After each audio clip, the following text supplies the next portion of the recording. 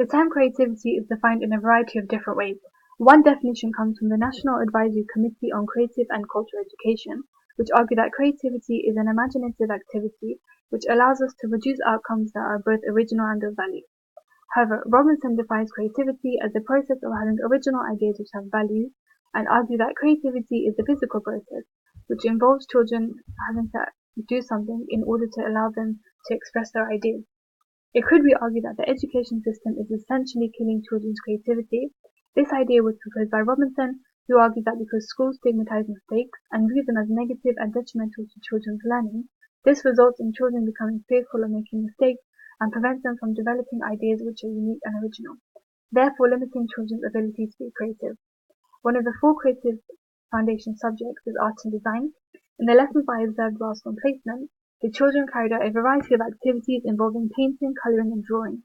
Reflecting on these lessons, as Robinson places emphasis on creativity as the process of having original ideas that have value, it could be argued that children's creativity in art and design is being killed, as in the lessons I observed, the children were not provided with an opportunity to develop and use their own ideas. For example, throughout these lessons, the children were given templates of images to colour in, which meant that they were limited in using their imagination to come up with new and unique ideas because they had to use these templates as guidelines for them to follow. Therefore, it could be argued that schools are limiting children's potential to be creative by not providing them with enough opportunities to do so and therefore killing their creativity. Another one of their creative foundation subjects is computing. The national curriculum states that creativity in computing is promoted through children being able to create and debug simple programs and use technology to create, store, manipulate and retrieve digital content. In the computing lessons I observed whilst on placement, the children used programs such as Scratch to create their own interactive games, activities, animations and algorithms and carry out coding. The lessons on computing were creative as the children were able to use and apply their imagination to come up with ideas to develop games and activities in Scratch, which were unique and original. Therefore, this shows that creativity in computing is not being killed, as in the lessons I observed, the children had lots of opportunities to be imaginative and come up with new and original ideas, which they used to create their own games, animations and algorithms, which Robinson argues are important features of creativity. The third creative foundation subject is design and technology. The national curriculum states that creativity in design and technology is promoted through children carrying out creative and practical activities and being taught the knowledge, understanding and skills needed for them to engage in the process of designing and making. However, whilst I was on placement, I did not observe the children participating in design and technology lessons. This shows that creativity in this subject is being killed, as children are not being provided with the opportunity to explore their creativity in this subject. The fourth creative foundation subject is music. The national curriculum requires children to use their voices expressively and creatively by singing songs and playing tuned and untuned instruments musically. In the music lessons I observed whilst on placement, the children performed songs, listened to different genres of music, and used their voices to create chants and rhymes.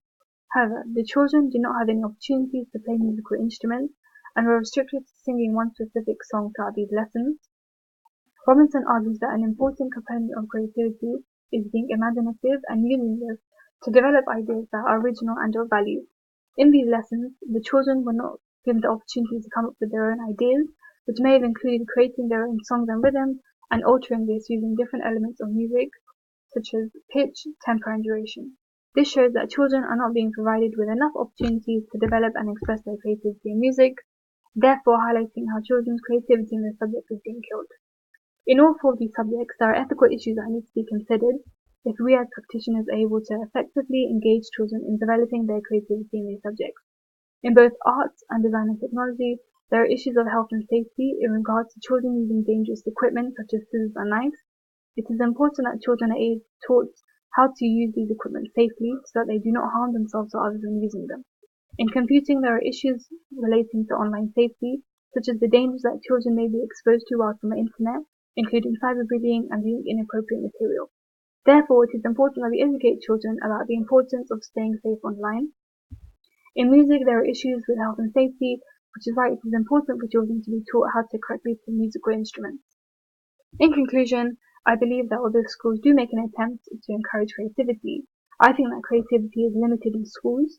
This is based on my own experiences and observations during my placement, in which I felt that the children were not being provided with enough opportunities to express themselves creatively, I found that subjects deemed to be creative, such as arts, computing, were taught less frequently than traditional academic subjects, and that children were not able to carry out activities that creatively challenged them. Duffy argues that not providing children with enough opportunities to develop their creativity is detrimental to their learning and development, as through being creative, children are able to express their thoughts and feelings in a variety of different ways.